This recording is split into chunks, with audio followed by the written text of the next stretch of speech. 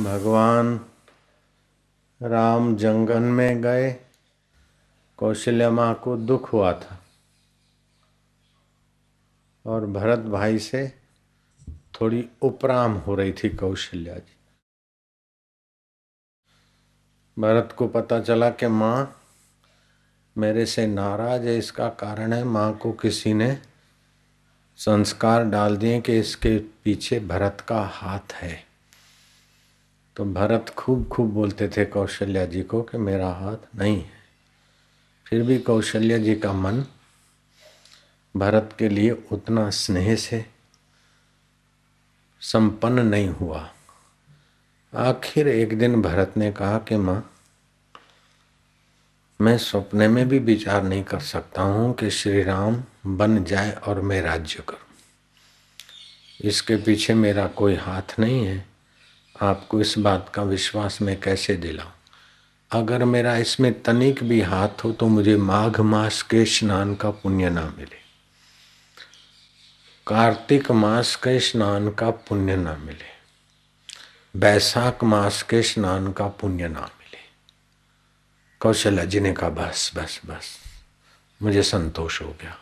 माघ मास के स्नान के पुण्य की कसम खा रहे तो इसका मतलब तुम्हारा हाथ नहीं है। अब मेरा मन मान गया।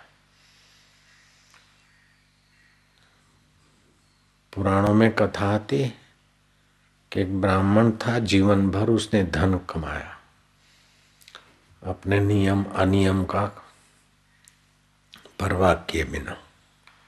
बुढ़ापा आया, अब देखा कि परलोक में तो धन साथ नहीं देगा, और इतने में एक देवयोग से चोर ले गए धन। तो धन के दुख से दुखी हुआ और बुढ़ापे में अब मैं क्या करूं। इतने में उसे एक श्लोक का एक चरण हाथ लग गया कि माघ मास के स्नान से व्यक्ति की सद्गति स्वर्ग की प्राप्ति होती। तो उसने माघ का स्नान शुरू किया। 9 दिन स्नान किए। 10वें दिन तो ठुठरान से शरीर कृश हो गया और मर गया।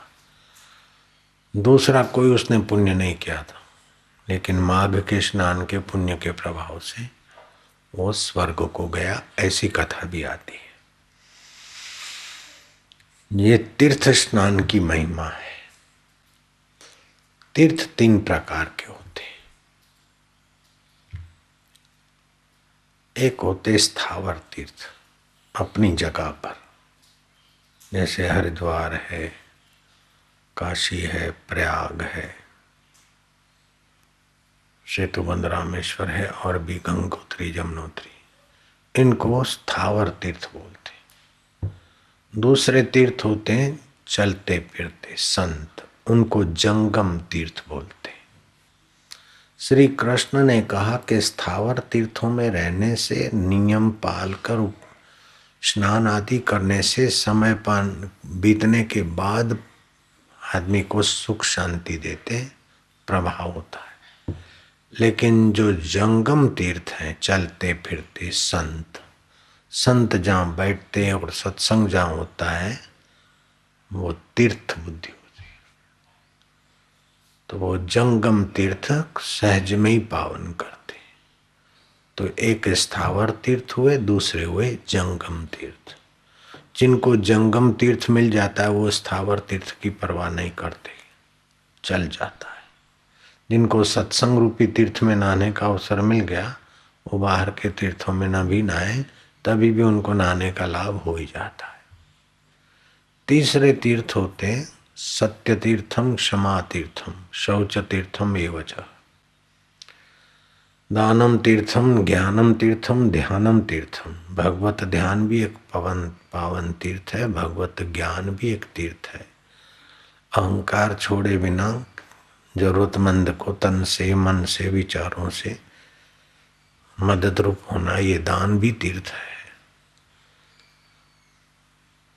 सत्य भी तीर्थ है। ब्रह्मचर्य परम तीर्थम, संयम रखना और इंद्रियों को विकारों से बचाना, ये भी तीर्थ है।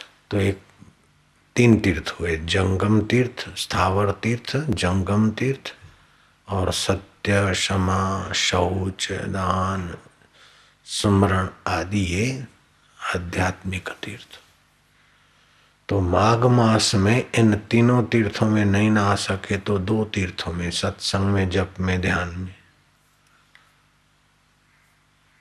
संभव हो, वायु न लगे, सर्दी न हो जाए, सिर दर्द न हो जाए तो नहाना चाहिए गंगा में, जमुना में या साबरमती। हठ करके नहीं। तो महीना भर माघ मास का स्नान नहीं कर सकते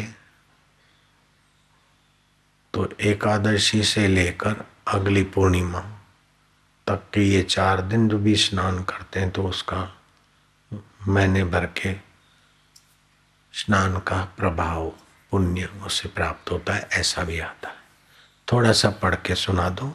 माघ मास के स्नान का प्रारंभ पौष की पूर्णिमा से होता है।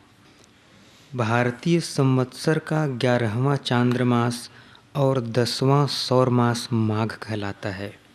इस महीने में मघा नक्षत्र युक्त पूर्णिमा होने से इसका नाम माघ पड़ा। धार्मिक दृष्टिकोण से इस मास का बहुत अधिक महत्व है। इस मास में शीतल जल के भीतर डुबकी लगाने वाले मनुष्य पाप मुक्त हो स्वर्गलोक में जाते हैं। माघ मास में एक टाइम भोजन करने से दूसरे जन्म में धनवान कुल में जन्म लेगा। अब एक टाइम भोजन करने से क्या होगा कि वैसे ही माघ मास धीरे धीरे गर्म होगा तो स्वस्थ भी रहेगा, तो सत्व गुण बनेगा। ज़्यादा खाएगा तो आलस और तम गुण। तो ये स्वास्थ्य के साथ साथ पुण्य लाभ की व्यवस्था है अपने पर्वों में, व्रतों में। माघ मास की द्वादशी तिथि को दिन रात उपवास करके भगवान माधव की पूजा करने से उपासक को राजसूय यज्ञ का फल प्राप्त होता है। जिन मनुष्यों को चिरकाल तक स्वर्गलोक में रहने की इच्छा हो, उन्हें माघ मास में सूर्य के मकर राशि में स्थित होने पर अवश्य स्नान करना चाहिए। माघ मास की ऐसी विशेषता है कि इसमें जहाँ कहीं भी जल हो वह गंगा जल के समान होता है। माघ मास की यह महिमा है कि जहाँ भी पानी है, चाहे साबरमती में हो, चाहे नर्मदा में हो, कहीं भी हो, गंगा जल माना जाता है। चाहे आपके घर में ही हो, गंगे हर करके नहा लो, बस हो जाता है। प्राचीन काल में नर्मदा के तट पर सुव्रत नामक एक ब्राह्मण निवास करते थे। वे समस्त वेद वेदांगों, धर्मशास्त्रों, पुराणों के ज्ञाता थे।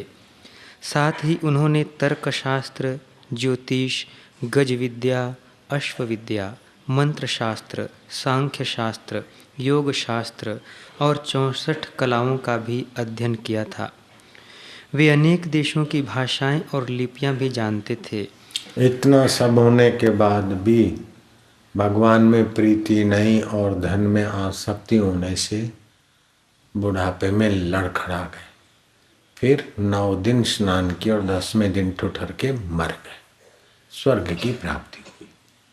अगर इतनी विद्याओं के साथ अथवा सुरेश जैसे ही रहते बिना विद्या के और गुरु मिल गए होते तो वो ब्राह्मण बहुत ऊंची गति को पाते।